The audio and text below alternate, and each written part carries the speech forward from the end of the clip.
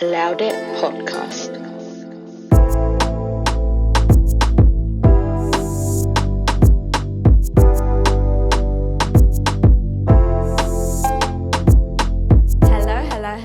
Hello, Ankedu. Welcome back to another episode of Loud It Podcast. I am Ned and Sar, and we're back solo this week. Last week was a special moment. It's actually a big moment. Let me parade myself on the back. I haven't had, someone reach out in terms of for a book review. So, of course, it was a new author, her new book is out. And yeah, it was just such an exciting opportunity. And it's opening new doors, and I'm looking at doing more book reviews, those sorts of things. That would be quite cool. But yeah, so just wanted to mention that at the start of this because last week was something new for my listeners, and I hope you guys enjoyed it. Give me your reviews, tell me what you thought. But while we're here at the beginning of the episode, I usually do this at the end. If you are a visual listener, if you're listening to this on YouTube, then do hit the subscribe, do hit the comments, the likes, share, hype, I don't know, there's all these new features with YouTube.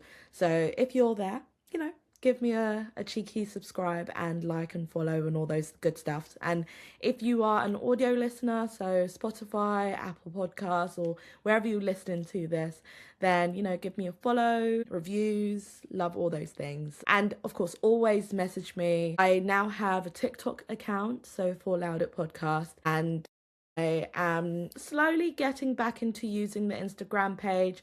Definitely use that for DMs, but yeah, I think I'm going to be prioritizing more TikTok and YouTube Shorts for now. So even if you don't see a full episode out on the page, on the channel, because I might do one full episode on YouTube out every month, but then you'll always see shorts. You'll see visuals of shorts, and then you'll always have the audio full version. So audio first for me still.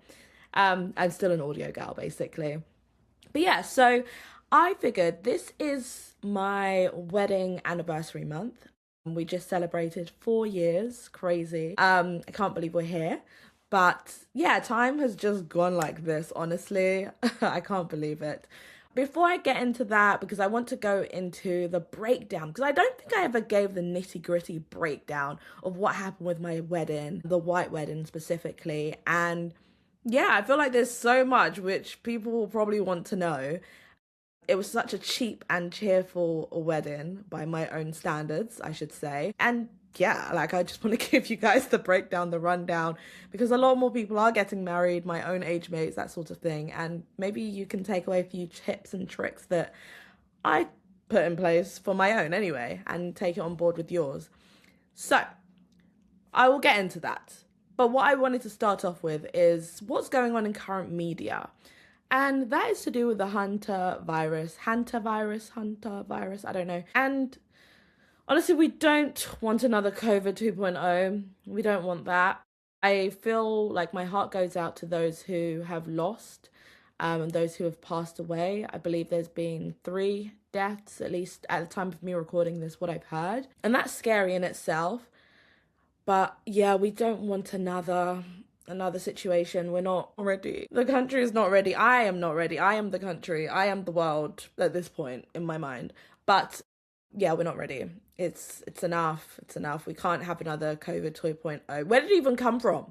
Genuinely, I don't think I've seen anything at least going out publicly that said this is where it could have come from. Maybe I haven't looked into it enough, but pretty sure I haven't seen anything. And then I also heard more recently about the Disney cruise. Let me get my phone. So I was reading online about it, and I'm quite concerned because we only found out about it now, and this is something that happened between the 23rd of April and the 20th of April of this year, something like that. Let me just read. So federal agents arrested 28 crew members, including staff from a Disney Cruise Line vessel at the San Diego port. And this was, like mentioned, in April of this year, as part of the major investigation into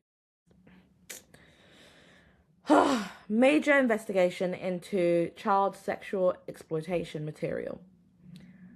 And I'm just there like, Disney, as in a Disney cruise ship is already like alarm bells, just more generally speaking, because it's just a lot of kids around, and yeah, yeah.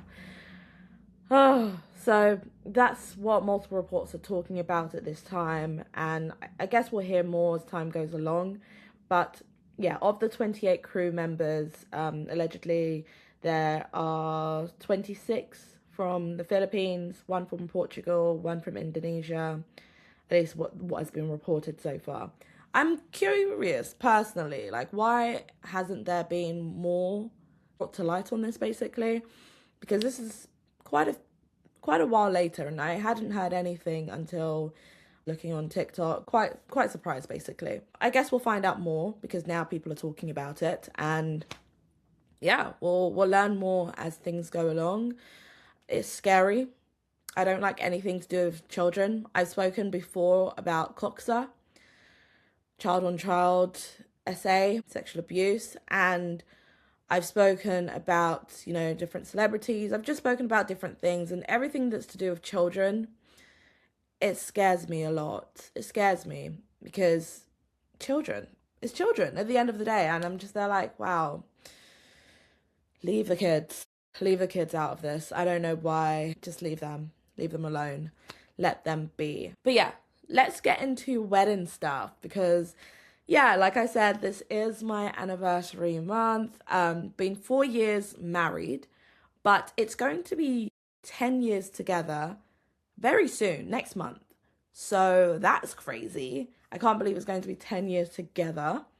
How did the time fly? And let me even give you a backstory, a little one anyway, in terms of how we met. It was quite interesting. So we met when we were studying together. We both studied chemical engineering. He was one of the smarty pants. Yeah, he was one of the smarty pants. We both got first class, but I'm just saying, like, we both did well. We both studied, but he was clearly smarter. I mean, I can admit it. But yeah, so that's how we met. And then we were just friends, honestly. We were just friends for the first 2 years. Yeah, like 2 school years, basically. And yeah, we were both in the same project groups during university. Like that's how we met. We were literally placed into the same project groups together. It was just predestined, I guess. And yeah, no, we were just friends at the time. My friends were just there like, something. And I was just there like, no, until my birthday hit. My birthday was just there like, oh, okay, maybe they're onto something here. Then the end of my 3rd year of university, because he joined when I was in my 2nd year. He did his 1st year abroad in Singapore, and then he joined my university for 2nd year and 3rd year, which was quite cool, quite unique, at least from what I had heard of. I didn't really know. I'd heard of like 1 year exchange, but never like 2 years. But yeah, so that was pretty cool. That's how we met. And yeah, then we started dating when he was leaving the country. I know, crazy. So then we started doing long distance. And then when we finally decided to try to close that gap, what hit? COVID. COVID hit. So therefore, we were in 6 years. Yeah, we were 6 years deep of long distance relationship, boyfriend, girlfriend. Then we got married May of 2022. And then guess what? Back to long distance. Long distance for another year. Because we then had to do the whole visa process. That was fun. Imagine being married and still being long distance. We are crazy, but honestly, the way our communication is locked in, because we were forced to. Literally, when you're long distance, the only thing you have is communication. So if you guys aren't communicating well, leave it. But yeah, we had really good communication between ourselves.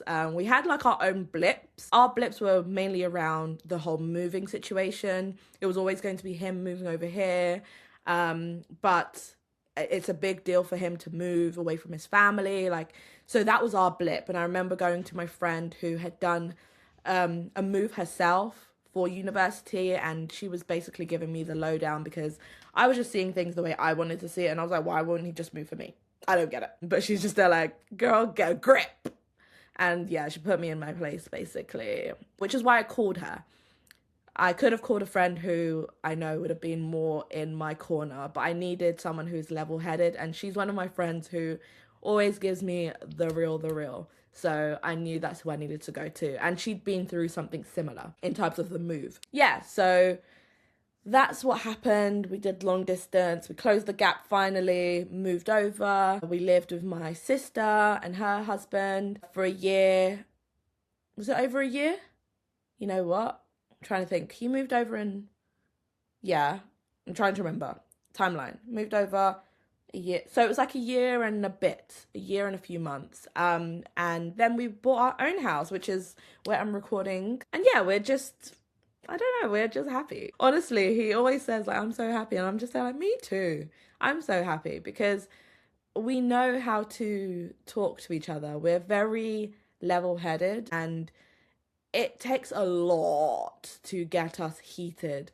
And fortunately, I mean, I haven't had to have like heated conversations with him in that sense, because we're both still, even when we're like having an argument or bickering or something, we're still very much aware of each other's emotions, and there's always this sense of like, okay, I know you're not trying to do this to hurt me, so it's always like the intentions. And that came through the whole long distance, because you have to understand intentionality when it comes to long distance relationships, because someone could say something, or you're like reading it via text and be like, oh, I don't like how you do this. And you're reading it as, I hate you. But then you talk on the phone, you're like, oh, that's not what you meant. You just meant, can you do this a little bit better? Or can you do this a bit like this? And this is my love language. Yeah, so it's just understanding each other.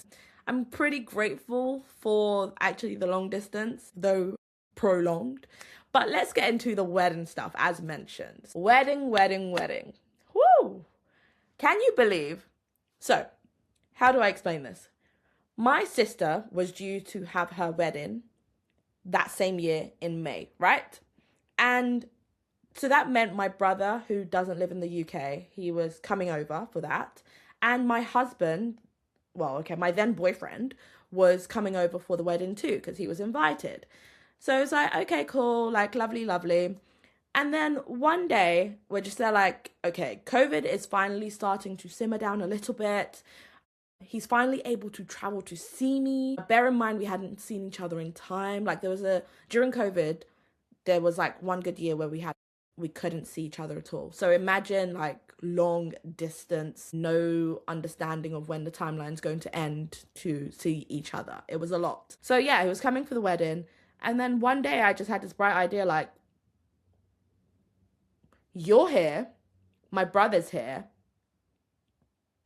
How do we make it so more of your family come too? And like, essentially his mum, that's what was going through our minds as well, his mum. And we wanted like the whole family. That would have been the ideal scenario. But fortunately we had 2 weddings, and that helped a lot. But yeah, it was just like, you're here already, my brother's here. It's quite hard to get you both here at the same time. And I can't get married without either one of you. I mean, I can't get married without my husband there. And I can't get married without my brother there. Like, that's just a situation for me. And yeah, so I was just like, they're both here. What can we do about this?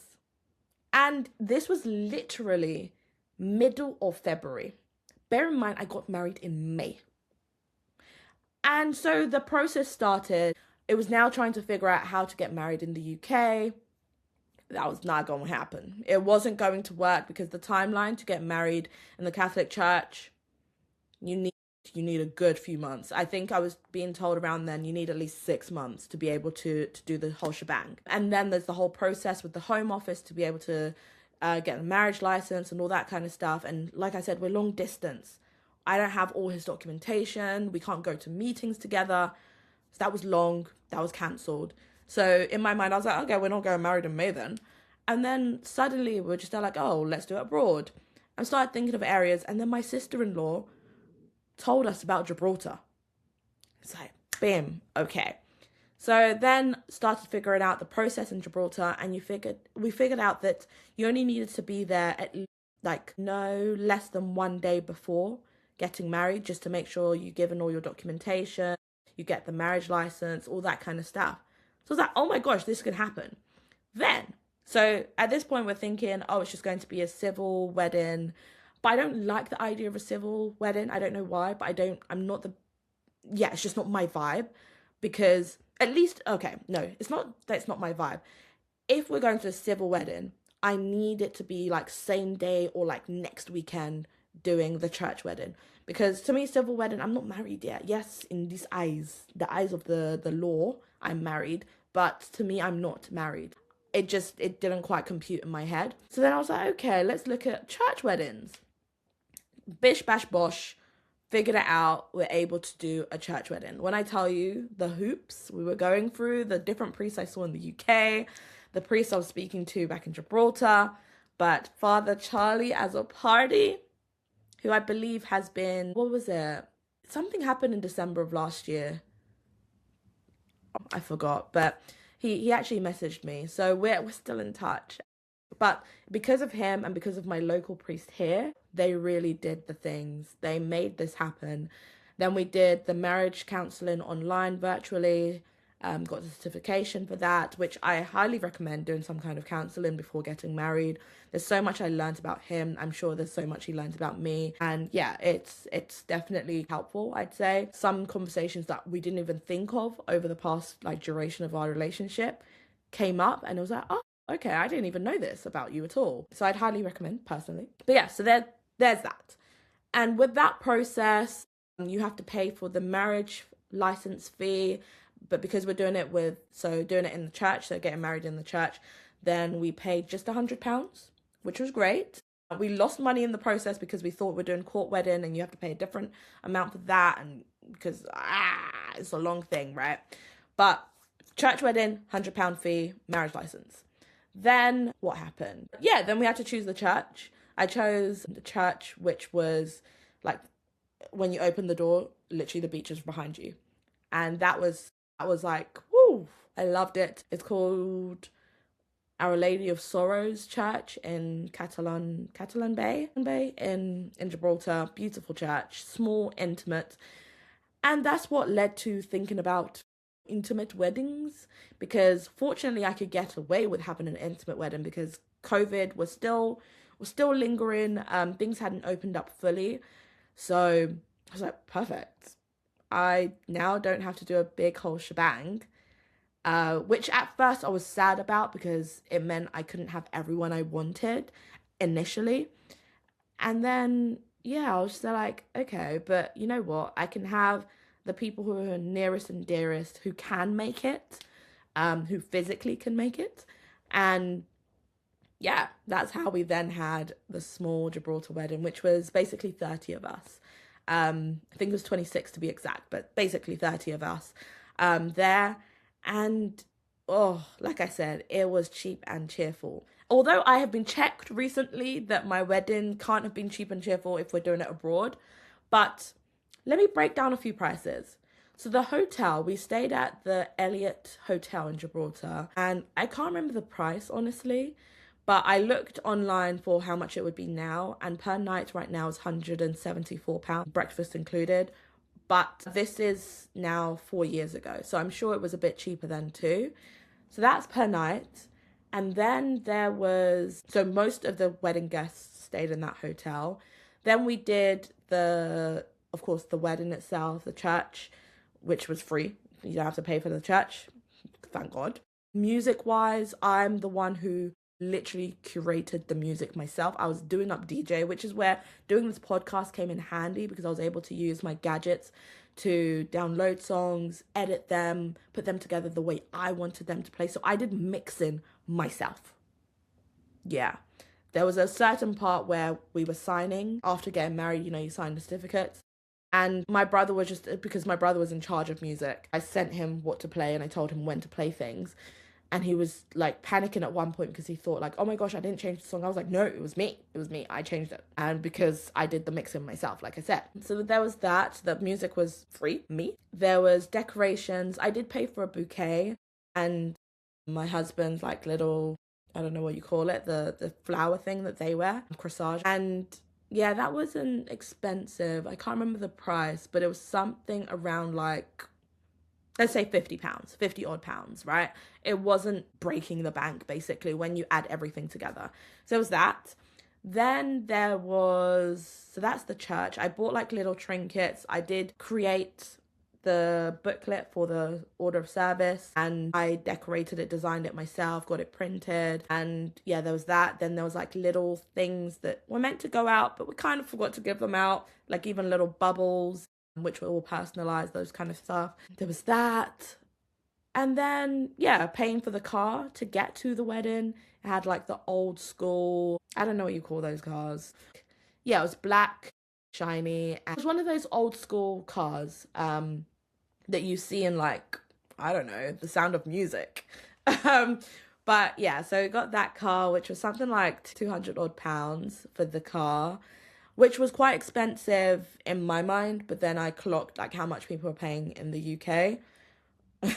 Because I had it for before the like getting to church and going to the wedding reception, and yeah, what people are paying in the UK is not the same. It's not £200, that's for sure. So there's that. We used a taxi bus type service to get everybody else to the reception, did photographs myself. I had my brother-in-law on videography because I had my Canon camera, my sister had hers. I was just like, child, let's call it a day. Call it a day. Do my own videography. Yeah, so also didn't pay for that. Didn't pay for pictures because my friends are good at taking pictures. And then I also had camera, so people were taking pictures on my camera for me. And it's like, is there a slight regret with that? I could have had a professional, but we had a professional for Singapore wedding, and I don't like any of the pictures. Okay, maybe not any. Maybe I like 5, but majority I don't like. So I'm still like, okay, I could pay for someone to do photography, but they don't know my angles, and my friends do. So, you know what I'm saying? So there was that. And yeah, we got the money shots with the wedding. There's this part where we went to the rocks, and the ocean was splashing in the back. And was it Mediterranean Sea? But the sea was basically splashing in the back. It was the money shot. It's like we somehow got some kind of green screen, but it was definitely real. It was definitely live. There was that. And then, yeah, then we went to the reception, which was done at the Sunbourne Hotel, which is such a cool hotel. So I believe it's a 5-star hotel, of course, in Gibraltar. And why is it so cool? Essentially, it's like a super yacht. When you look at it, it's shaped like a super yacht. And it's so cool. But did I pay for a room to have my reception? No, because I was smart and I thought my wedding's going to be on a weekday. It's going to be on Friday, basically almost the weekend. So I'm not taking away like too much time from friends and family from work, like having to take off too much time off.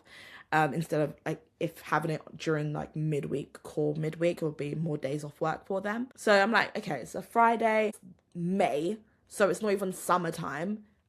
I think I can predict that the restaurant will be quite open and quite free around 1 p.m. And guess what? It was. It was. So it was like we had it to ourselves. And then they even demarcated this area. And I was just there like, chow, I have a whole reception area for myself. And I bought the decorations. So there was that blip. Fortunately, my sister helped to sort it out. My sister and my friends helped sort it out, and my cousins, actually. But essentially, I needed the hotel people to set up the decor for the wedding, and they hadn't done it by the time my guests were arriving, which they should have. But because it was such a small wedding and it's people who care, they did it. I didn't even realize anything had happened until after the day had ended, and I was told, like, oh, do you know this? No, I didn't, because I didn't even see the difference. There was that, and then, again, music, myself. We repurposed music from the church. I should have thought about it, actually. I would have had a proper playlist for the actual reception meal. But we had enough songs just from what I'd created, thank God, as well as we just played other music as well, because, I mean, you have Wi-Fi at the end of the day, and Spotify exists, and YouTube Music exists. So there was that. The wedding meal itself was, I remember I put a down payment. I put a deposit of like £200. But then my dad and my mum, they basically paid for our wedding meal. And it wasn't expensive. Like I said, I didn't pay for a venue. I didn't pay for decor. I didn't pay for music. I didn't pay for lights and all these special effects. It was a nice hotel, very lovely room, which was decorated in itself, like in terms of how it looked. And then, like, the meal itself, it wasn't a whole wedding meal. It was just a 3-course meal for everybody. And I'd already got their orders prior to the day. And so the staff knew exactly what they're making for every single person. And everyone had a name tag. And so it just made it easier to do everything. And they knew where to put, like, everyone's individual plates and servings. And so the full wedding meal, it came down to under 2,000. I think my dad paid something like, I can't remember, maybe like 1,300 or 1,600, somewhere around there as the balance. So under 2,000 for 26 people for the wedding meal. So that was calm. And that didn't come out of my pocket either. Yeah, so that was that.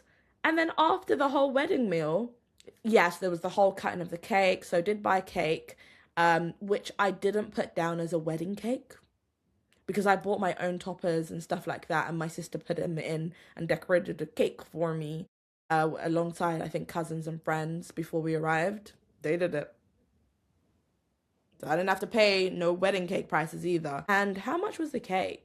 It was still expensive because we got 2 cakes and then cupcakes. So a bigger cake, a smaller, like medium-sized cake, and then cupcakes because I wanted vegan cupcakes for one of my friends who is vegan at the time. I don't think she is anymore. But yeah, so then we got cake. And did I love the cake? No, if I'm honest. But it's just tradition. Cut the cake, serve it out. Pretty sure we left a lot of cake and majority of the cake wasn't eaten. I don't think it was the best cake. I'm not biggest cake fan. Like wedding cake, I can do without it every single time. I don't really care for wedding cake. I'm not the biggest cake girl to begin with. Like even for my birthday, my husband buys me donuts and stacks up donuts because that's more what I will eat. I'm not going to have the cake. I don't care. Although there was one birthday, my 30th, when I said I wanted a specific heart cake just because it was cute. But I didn't love the taste of the cake either, if I'm honest. I don't care for cake. But yeah, so that was that. So then we did the cake cutting, which was also cheap and cheerful. But how much was the cake? It was somewhere roughly around like 100. I can't remember how much the cupcakes were, but the cupcakes were cheap. I remember it was something around like £3 to £5, £3 to £5 per cupcake, and there were 5 cupcakes I think I got in the end, 5 or 6. So there was that, and then the cakes. It was cheap. It was cheap. It was such a good time, this wedding. And then I haven't even got onto my outfit, what I wore for the wedding. My husband's attire was more expensive than mine. And that's because, like I said, the way this whole wedding started, it was meant to be civil ceremony, very quick in and out, because we were doing the whole wedding to begin with because we needed to start the visa process. And I thought, like, if we do a quick civil something, have barely anyone there, because it's not the actual wedding. Like I said, it was just a paper signing thing. I thought, yeah, it would just be very quick. And then we'll have like the real wedding when he's able to move over. And we'll have like the proper white wedding, go to church, all that stuff, right? That was the plan. Even do a combined all-in-one with the trad. That was the whole plan. So I bought a cheapy dress. Thinking like, it's just a quick thing. But I loved the dress. When I wore it, I was like, I feel cute. So I was just like, why should I now go and start buying multiple £1,000 dress for my wedding when I actually like the way this one fits and I like it? Don't watch me. I loved my dress. And how much did I pay for it? I mean, it was under £100. My wedding dress was like £80. I'm crazy. I'm actually crazy. I think I'm mad for doing that. I genuinely think I'm mad for doing that. But I don't regret it at all because I felt beautiful that day. I felt like the baddest person. So there was that. My heels were also cheap and cheerful, something like around £30. So I spent roughly 100, give or take, pounds on my look, like my dress and my feet, my shoes. My hair, luckily my friend, she's the one who pulled me together with my hair. I had my hair extensions, my whole wig unit set up from my friend. She curled it. She did all the good things. So that was another cheap and cheerful. And I did my hair myself the day of the wedding. I added more curls to it. I did it myself the morning. Makeup. I did my makeup because I don't wear makeup like that to begin with. I'm not a makeup wearer. So I was just like, why would I now then go all the way to Gibraltar and trust somebody else with my face? For my own wedding, I want to look like myself. I don't want to look different. That's the thing. I actually didn't want to look different. So I did my own. And then my friend, who's the only person in this world that I trust around my eyes, she did my lashes and she did my eyeliner.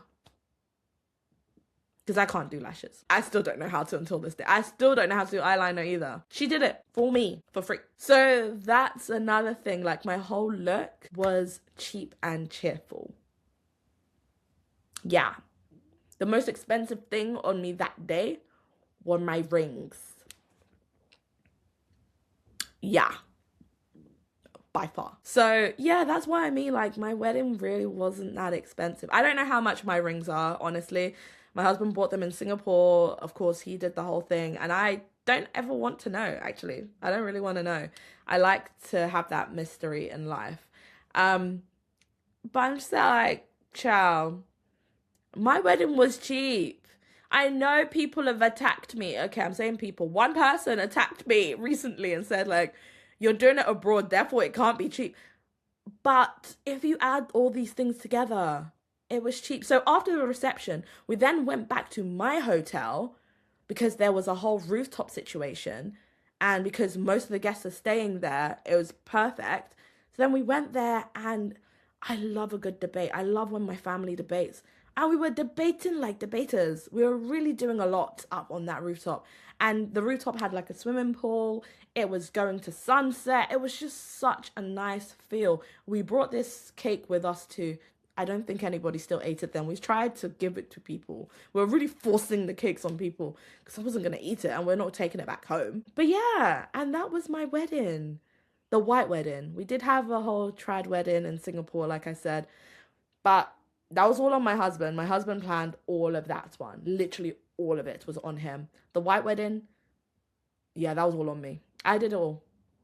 I did. I didn't have a wedding planner. I did look for wedding planners actually at the time because I was thinking, how will I get this done in Gibraltar by myself?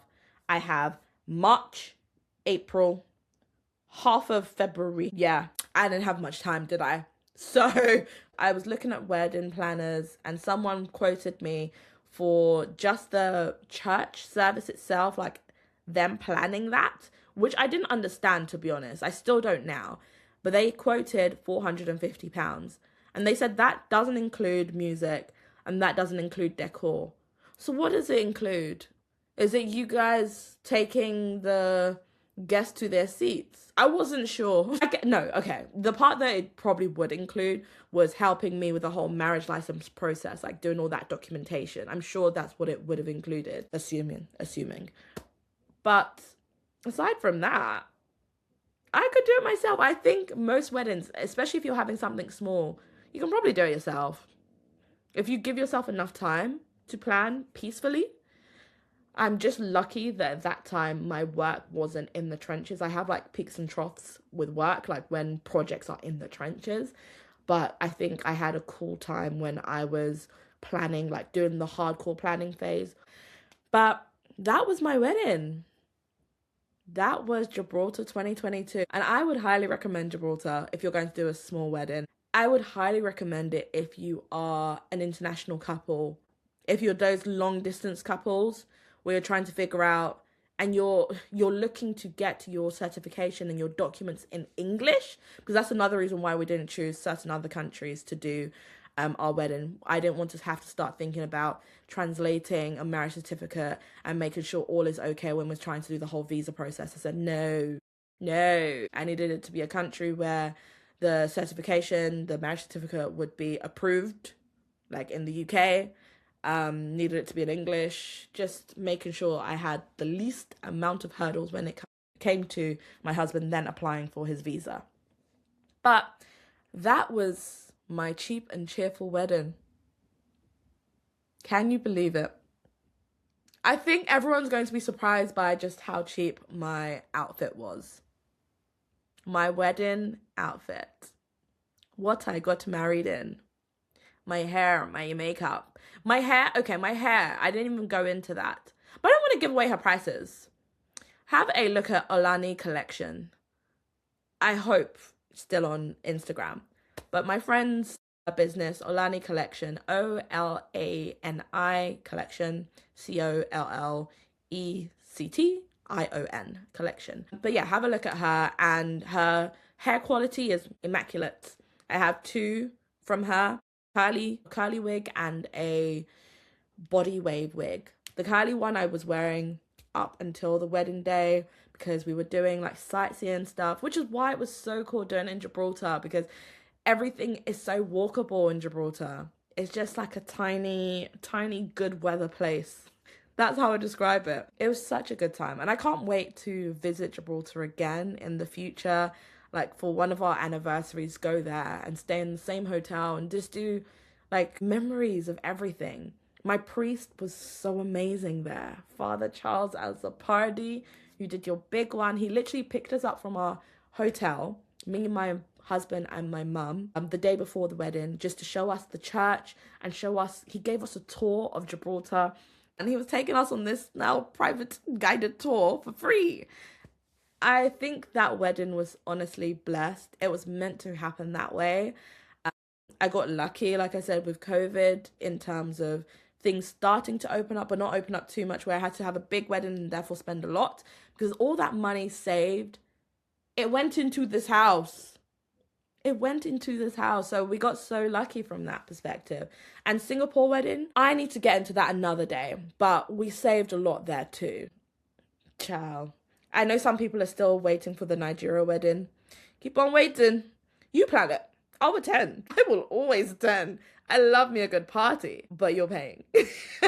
Yeah, I feel sorry for everyone that's waiting for that wedding. Who knows? She says. It's been hopefully an insightful episode for everyone who's trying to think of getting married abroad, trying to get married in a cheap and cheerful way. It can be done. It really can be. And it can still look beautiful. Because when I look back at pictures and videos, you would never know. I don't think so anyway. Maybe my own judgment and my view is clouded on it. But I look back and I'm like, you would never know, honestly. There's certain things where I wish I could have done differently. And maybe I'll touch upon that in like a different episode. There's certain things that I wish I could have put in place looking back. But honestly, the day went, it was perfect. It was perfect. It was. I had a perfect wedding for me, for my husband. It was us. But yeah, thank you guys as always for listening. Don't forget to use the hashtag LoudItPodcast on Twitter. Follow on TikTok, LoudItPodcast. There's an underscore at the end for now. I'm waiting for 30 days so I can change the name. TikTok, But yeah, so it will be just LoudItPodcast soon enough. And yeah, subscribe to the channel. Don't forget to hit the notification bell. Don't forget to like if you're listening to this and watching this on YouTube. Follow, give me 5-star reviews for the audio channels. But I'll speak to you guys next week. Bye!